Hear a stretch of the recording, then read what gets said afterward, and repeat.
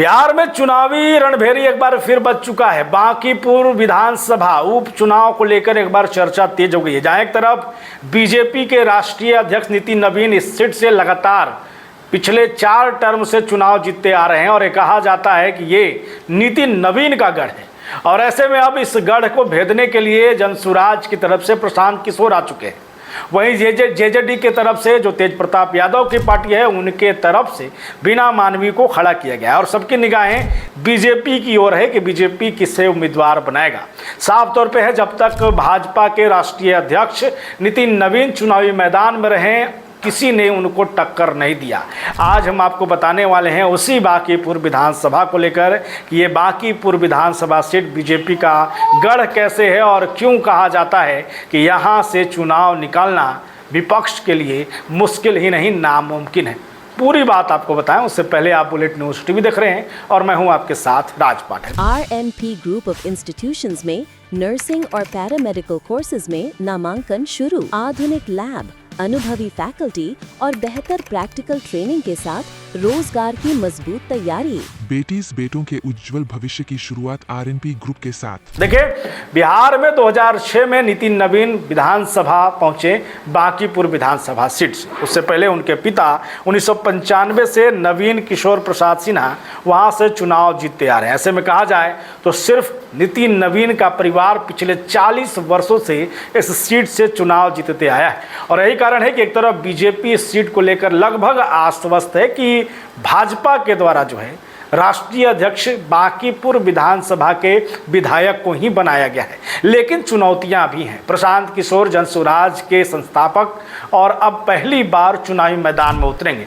हालांकि ये अलग बात है कि 2025 विधानसभा चुनाव के दौरान प्रशांत किशोर की राजनीति लगभग थम गई, क्योंकि उनके कोई भी विधायक प्रत्याशी जो हैं वो विधानसभा नहीं पहुंचे थे। लेकिन अब सवाल प्रशांत किशोर की साख पे भी है और बीजेपी को अपने गढ़ बचाने की भी है। आपको थोड़ा सा पीछे लिए चलते हैं। दरअसल 2025 में जब जाएंगे उससे पहले आप चले जाइए सीधे तौर पर 2010 के बीच। 2010 का एक आंकड़ा आपको हम दिखाने वाले हैं कि किस तरीके से 2010 में नितिन नवीन जब उम्मीदवार थे तो उन्हें करीब 78,771 वोट मिले।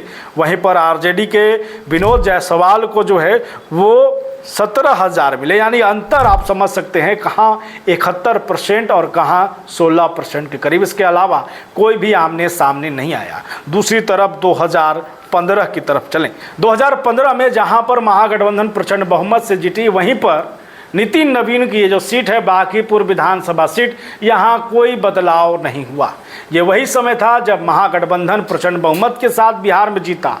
विपक्ष के तौर पर बीजेपी रही, लेकिन फिर भी नितिन नवीन का वो सीट कोई नहीं निकाल पाया। 2015 में अगर निगाह डालेंगे तो बीजेपी से नितिन नवीन को 46,000 के करीब वोट मिले थे।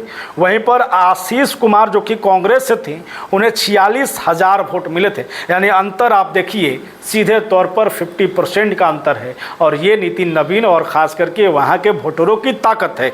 2020 की निगाहें अगर देखें, 2020 पर अगर आप नज़र डालें तो 2020 में वही बीजेपी और वही नितिन नवीन 83,000 वोट लेकर के सामने आते हैं, चुनाव जीतते हैं और जो उनके विपक्ष में रहते हैं कांग्रेस से लौ सिन्हा, उन्हें 44,000 वोट मिलता है।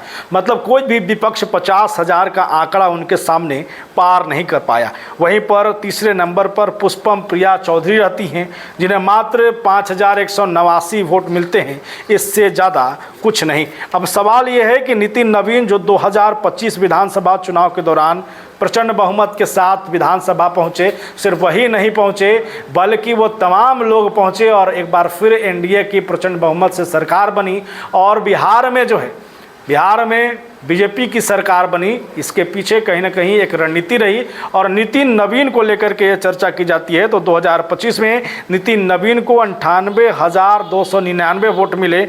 वहीं पर आरजेडी की रेखा कुमारी को 46,000 और जनसुराज के उम्मीदवार जो थी वंदना कुमारी, उन्हें महज 7,700 के करीब वोट मिले। और ये दिखाता है किस तरीके से नितिन नवीन का ये गढ़ रहा है। और अब चुनौती प्रशांत किशोर के लिए। देखिए, 2025 में जनसुराज वहां से चुनाव लड़ी थी, जिसे मात्र 7,000 के करीब वोट मिला था। और एक तरफ कहा जा रहा है कि बांकीपुर जो कि पटना ही है, राजधानी है और कहा जा रहा है कि यहाँ के वोटर शिक्षित हैं। अब सवाल यह है कि शिक्षित वोटर जनसुराज को उस समय भी पसंद नहीं कर पाई थी और ऐसे में अब खुद प्रशांत किशोर आए हैं। चुनौतियां बढ़ गई हैं कि प्रशांत किशोर क्या वाकई में बीजेपी के इस गढ़ को तोड़ पाएंगे या फिर वाकई में एक रिकॉर्ड फिर बन जाएगा। तमाम खबरें आपको देते रहेंगे। फिलहाल इतना ही, बने रहें, देखते रहें बुलेटिन न्यूज़ टीवी।